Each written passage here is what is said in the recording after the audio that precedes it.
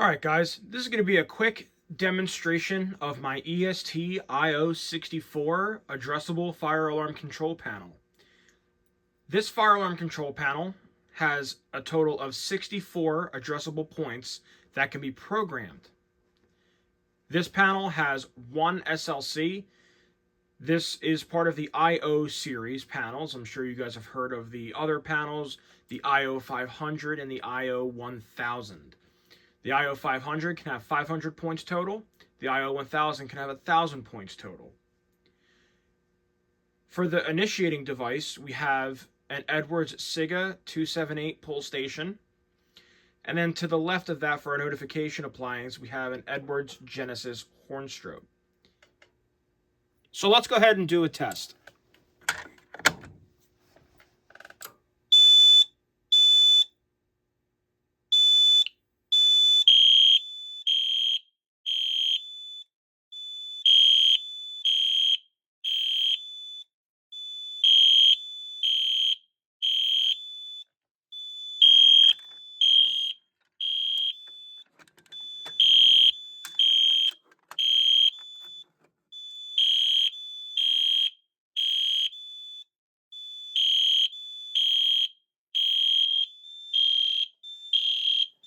We'll acknowledge,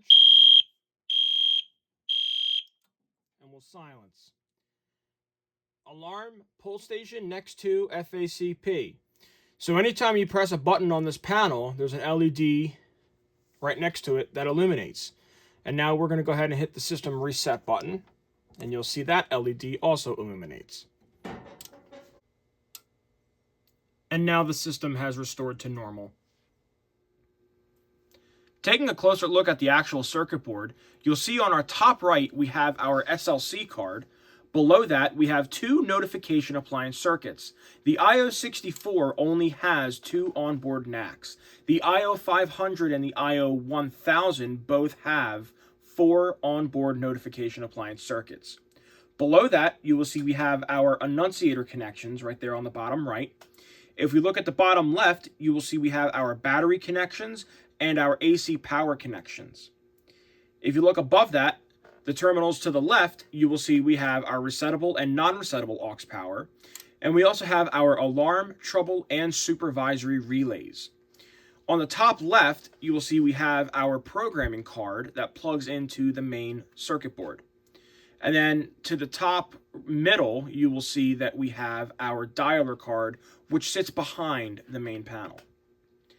On the display, you will see the LEDs that we have are alarm, supervisory, trouble, monitor, ground fault, and over to the right in the middle, you'll see we have AC power, disable, test, and service detector.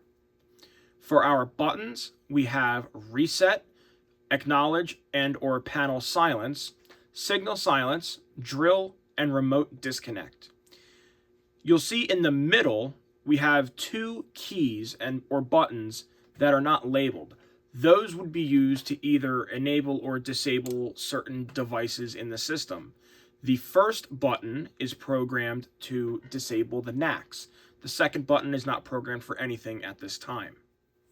If I press our first disable button, you will see that both of our NACs are going to now be disabled. And we have to enter our password, which the default password is 4 2s, 2, 2, 2, 2, followed by enter. And now we are logged in level 2, and our correlation group number 1 is our NAC circuit. So you will see we have a system trouble and our disable LED illuminated. And to re-enable it, all we do is press the button again. And now we are re-enabled. All right, so let's go ahead and take a look at some menu options for this panel. So we'll hit our menu button, and it brings us to the main menu. So first we have reports, then we have tests. So if we want to do a walk test, you can either do silent, audible, test fire, dialer test, lamp test. If we do a lamp test, all of our LEDs will go active. Okay. We can control points, so we can turn outputs on and off. We can enable and disable something. So let's say I want to, disable the pull station. Hit enter. Now it's disabled, right? Then we can enable it. Go back out. Programming, diagnostics, fast ground check, recalibrate device, flash device LED, so you can actually, from the panel, have the device in the field. You can flash the LED to locate it. If we go into programming, there's multiple different options. Advanced programming is where you do your loop configuration, your panel configuration. So if we take a look at loop configuration, our first option is loop class. It's set for class B. The zone, we're using zone 1 for the pull station. Correlation groups is your outputs. So certain inputs trip certain outputs and you correlate those together. Similar to mapping, for those of you who know Silent Night. Zone mapping as well for Firelight and Notifier. Device programming. There's our pull station. That's the only device on the system. And then you have mapping. However, this is a little bit different for EST in regards to actual devices and how they're laid out on the system. And then save at the end. Panel configuration, your NACs. So NAC 1 we have set for class B, and it's typed for Genesis audiovisual.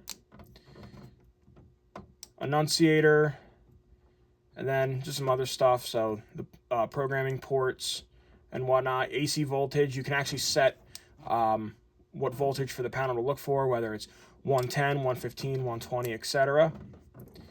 Panel operation. Language is obviously English. AC fail delay set for 3 hours. So after 3 hours, the central station will get a notification that AC power has been lost at the panel. Zone resound is on. So zone resound is if you have more than one device in the same zone go off after the system has been silenced, it will resound. Reset inhibit is off. We can reset right away. No timers are set for that. So that's just some of the menu options. And then you log back out to system normal. And that's going to wrap up this video on the EST iO-64. Thank you guys so much for watching. If you have any questions about this panel, please feel free to ask below. Have a great day.